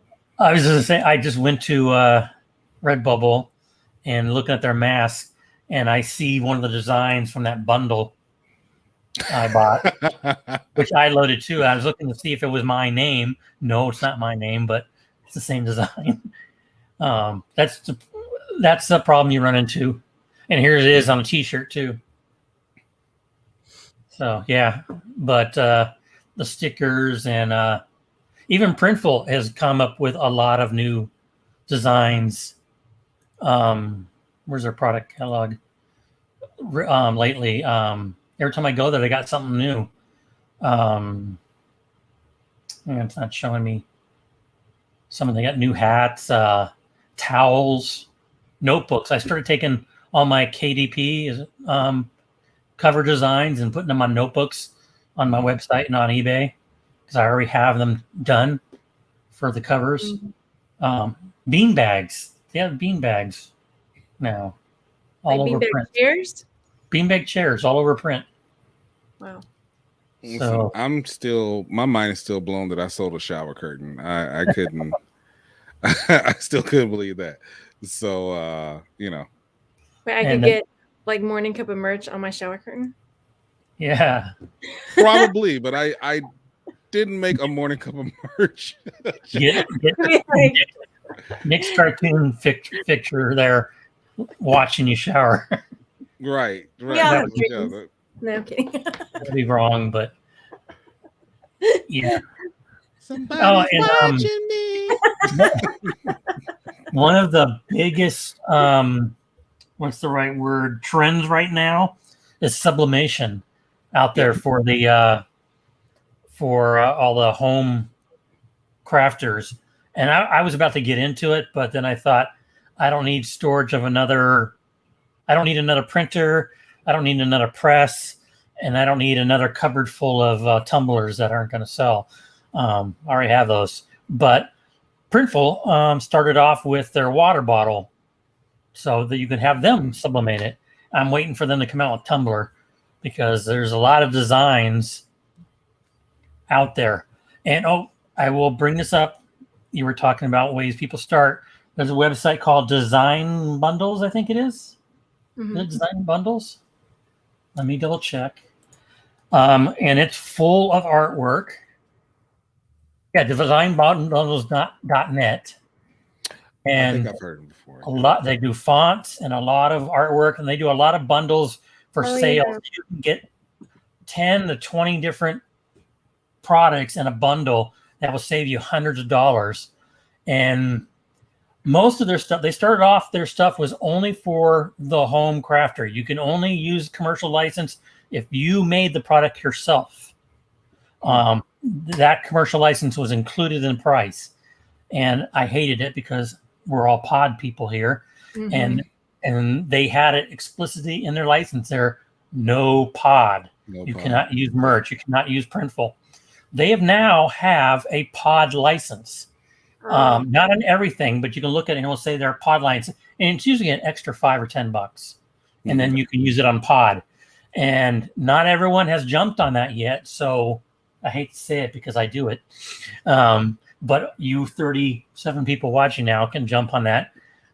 A lot of those designs are not up on merch or any other pod, and a lot of them are great designs. So, and they're cheap. Oh, I would say they're cheap, and you can get it. Thanks, Nick. Look, and if you follow them on Facebook, they advertise these bundles, so you can get all these artist stuff that normally would cost you $200, $300 separately. You can get it as a bundle for $19.99. And it's a great deal. Wow. So before we go on, for people that are new, that don't know what sublimation is, I wanted to find that. But then also, is there a place that you can create a sublimated design without knowing like Photoshop or Illustrator, that kind of thing? Well, the design is the same method you would do in Illustrator. It's how you go from there. You need a printer that prints a special ink on a special paper. They're cheap now. They've come down. You can get one for around $300, but it's a small one, like almost like your copy paper one. But that's all you need for T-shirt But if you don't want that printer, there are services out there that will print. I have one near me, and she ships, so I'll give her a plug. It's called what is it? Cuts, CUTZ, vinyl, and craftsupplies.com. But it's kind of long there. But they have their own designs, and they'll print them for you and send them to you. And then what sublimation is the special paper. It allows you to print your design instead of using a heat transfer vinyl or something like. So you can print it, and then you can use a heat press to put it on a shirt. You can put it on bottles, but it has to be a special kind of bottle. It has to, because it only goes on polyester-based materials. So you can't do it on a Yeti. You have to buy a special tumbler. I buy mine stuff from a company called Save a Cup. It's a white tumbler, and the coating is a special polyester thing that will take. And what it does, I think I have one. The gas. It pushes the ink into a gas form onto your product. So I was thinking. So go ahead. Oh, and you can get all sorts of blanks to put them on. There's wood products you can purchase that will press into heat.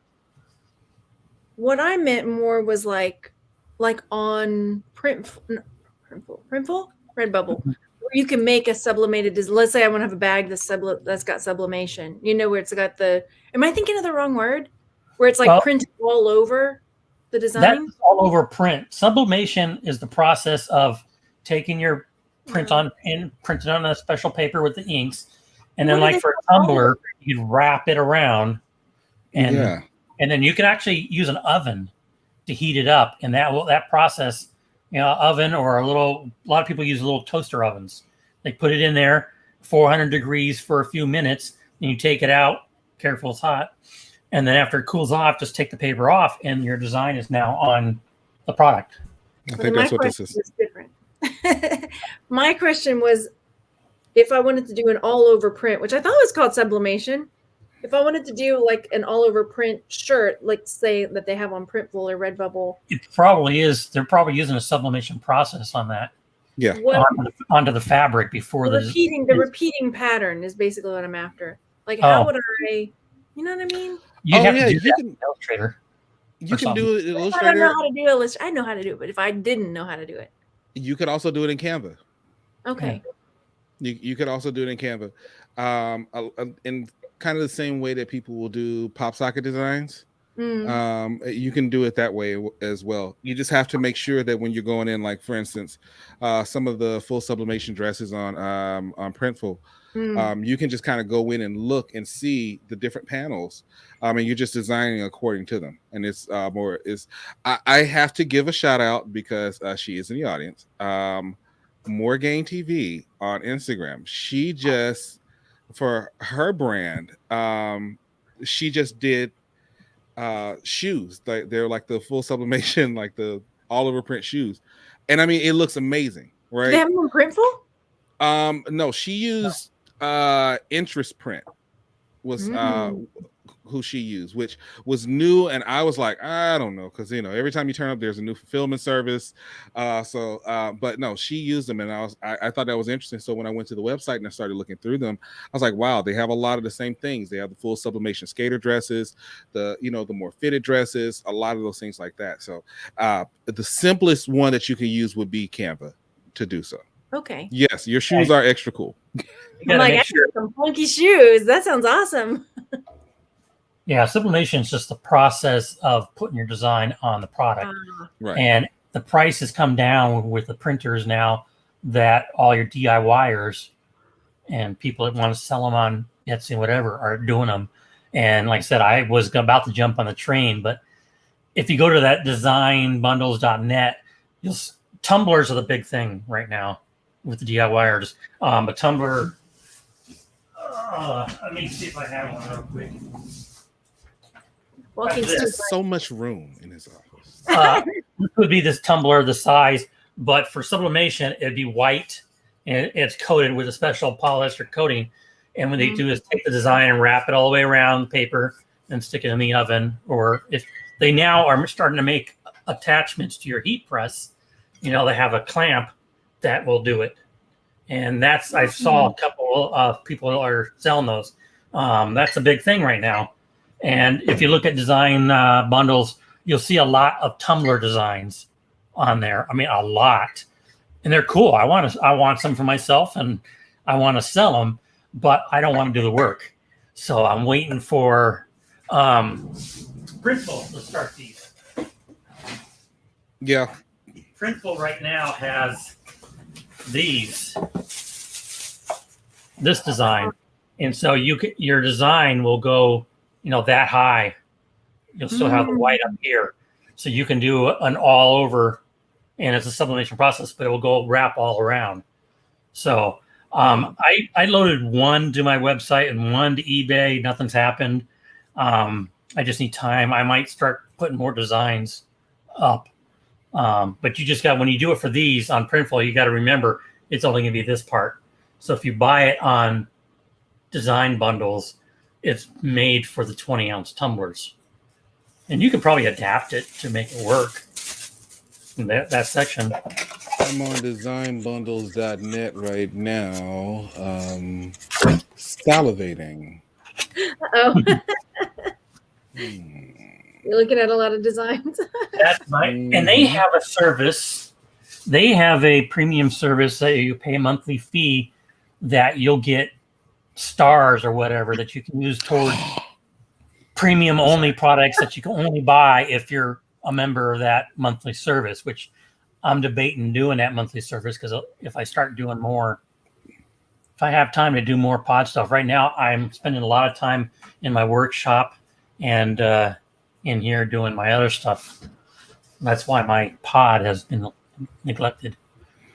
Can I tell y'all one thing that has worked for me this year, with almost every holiday? Gnomes. I don't know why gnomes are so big. I don't know. I never took the time to figure it out why they just all of a sudden got so big. But no. I am terrible with Valentine's sales, and the ones that sold, there were two types of designs that sold for me for Valentine's this year, and that was the ones with masks and gnomes. Same thing for Easter.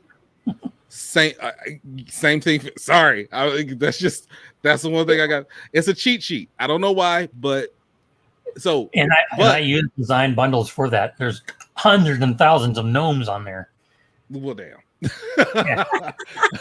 So what I will say is, why don't you try niching down and getting some of the lesser known holidays or the lesser celebrated holidays that don't have as many shirts up, and then try gnomes with that. Just kind of cross niche it with it.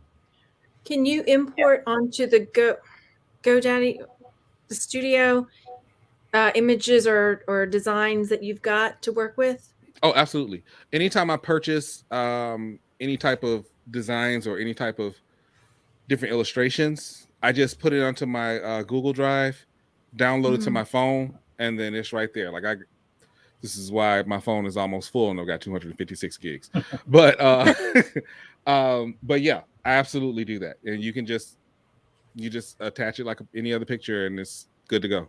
And another big thing with gnomes, not really pod related, because a local crafter here that sells laser cut stuff like I do, gnome crafting kits, gnomes that you have arms that you replace the seasonal theme that he's holding, like a pumpkin or a candy cane or gnomes. Like you said, I see it everywhere, and I'm trying to jump on that gnome train.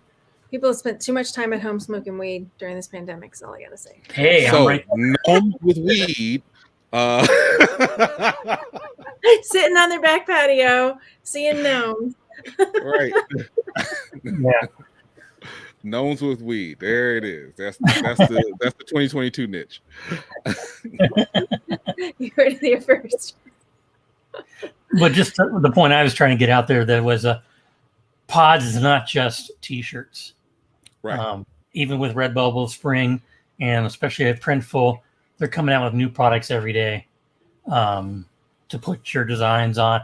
I try to put my designs on all the products that look like it will work.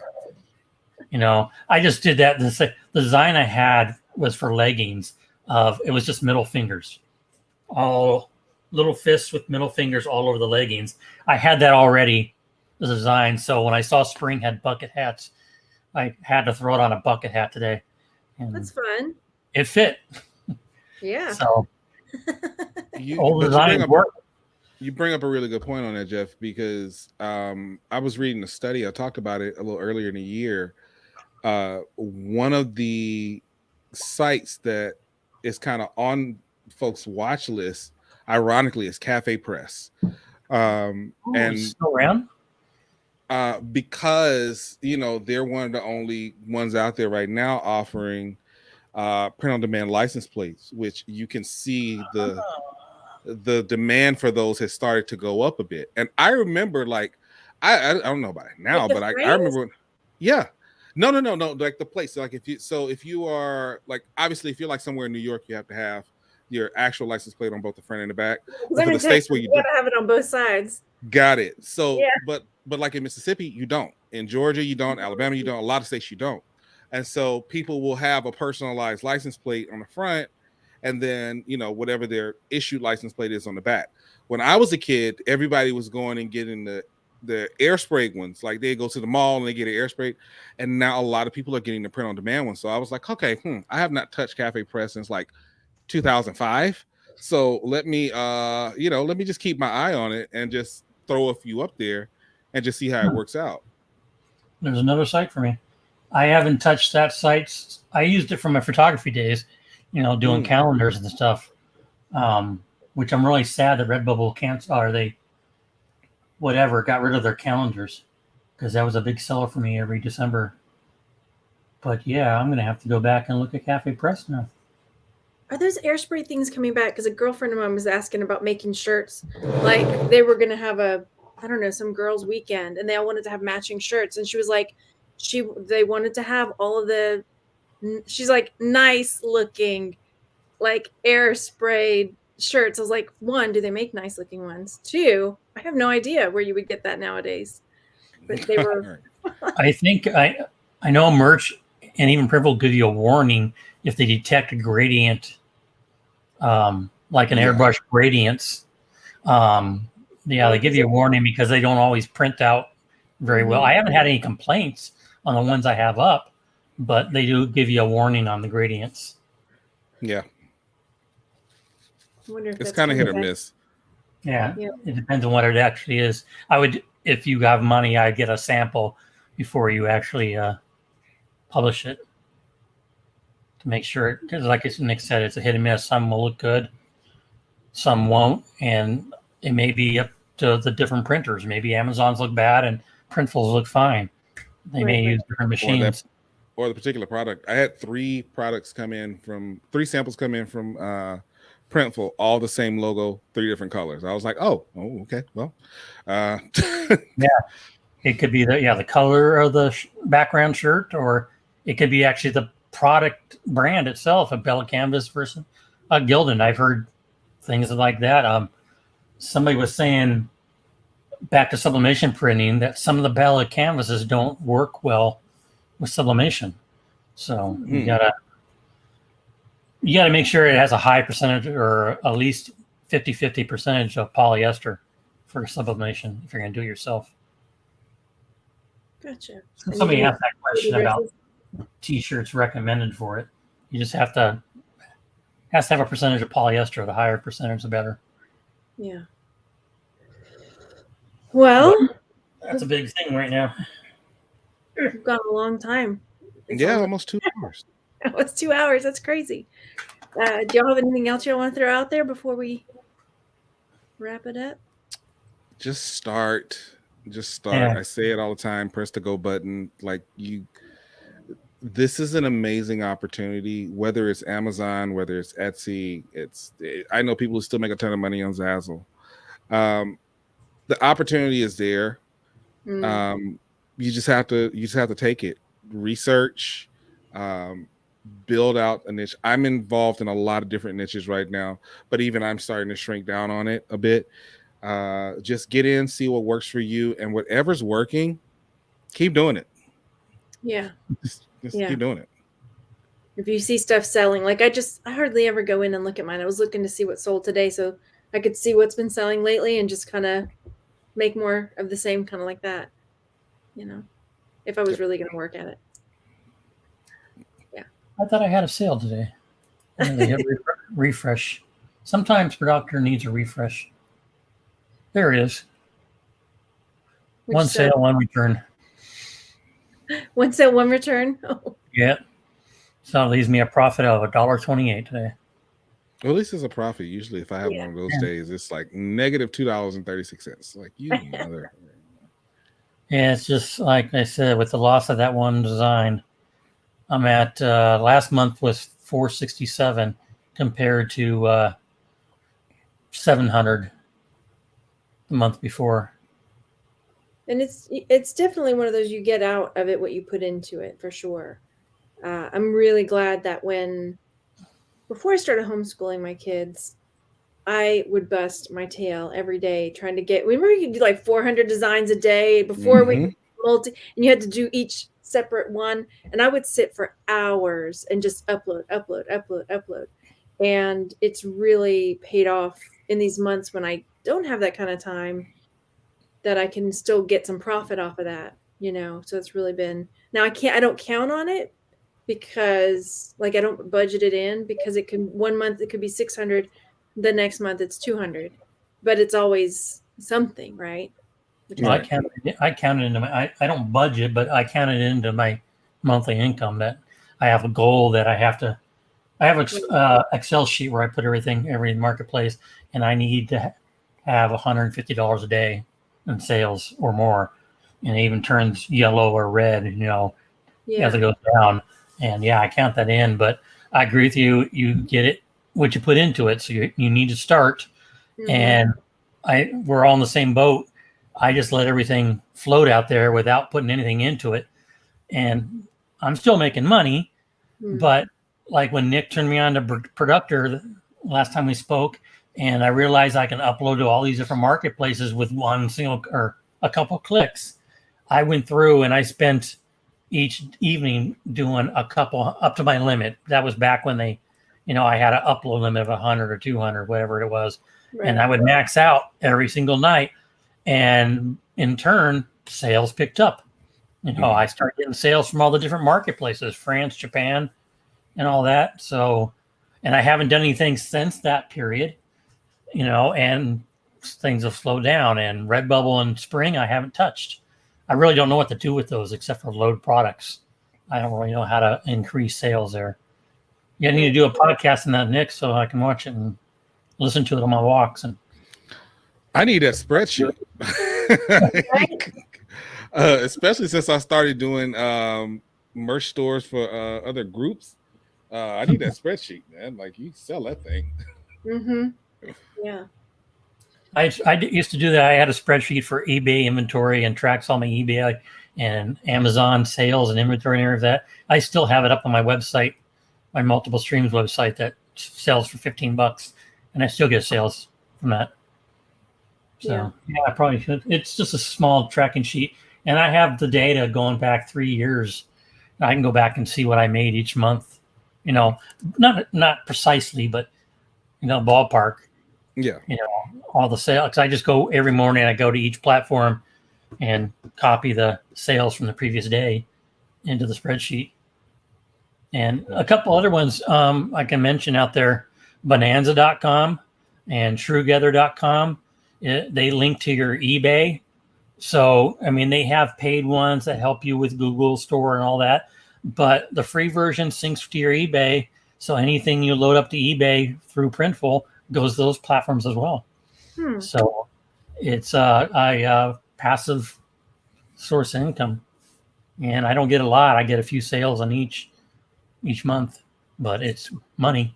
It's worth it, right? Yeah. And you don't have to do anything. Every time you load to eBay, it loads to those two. Yeah, that's it. But like Nick's and Margaret said, got to start, and you got to put a little bit of effort into it every day. Yeah. Or every other week. Well, I have y'all's YouTube links down below. I'll have to make sure I have the Instagram down in the description box after this. I don't know if I do or not. Okay. I'm glad we got to hang out and talk. Yeah. Well, that's what we were saying when you stepped out. I was like, I miss doing this. And no matter how great a video, I could make a video and I think that I've absolutely killed it. And everybody's like, that is wonderful. Hey, when's Merch Talk coming back? So like, I'm like, okay, yeah. We keep trying. Clearly you're not entertained. I mean, it's nice. Like, it's a good motivation. I mean, I always enjoyed it. It's just, it's been hard for us to get a. And I actually learn things myself each time we talk like this. Like I didn't know I wasn't following Nick on Instagram, so I corrected that. And I'm gonna watch his little goal videos maybe on my walks. I think it's a good idea. I'll watch that every day. I'm getting ready to drop one in about 30 minutes. And I've got to go find the video where I called the chat and put it up on my Instagram. I shared it a while back. I don't know if I shared it with y'all or somebody else, but it makes me laugh every time. So I'll go share that. Okay. Ready to say bye? Any last questions in the chat? Nope. I don't think so. Everything we kind of already answered. Yep. Yeah. Okay, we'll have to try again to get Chris and Joe up here because it's just, I love you guys, but it's not the same. Yeah, we gotta have pizza Wi-Fi and ghost kids. It's gotta be all. It's the whole thing. Yes, we need it all. Okay, cool. Well, thanks everybody for coming to hang out, and we will let you know if we're gonna bring it back and when and all that fun stuff. I hope y'all have a great evening. Bye. Bye, everybody. Bye.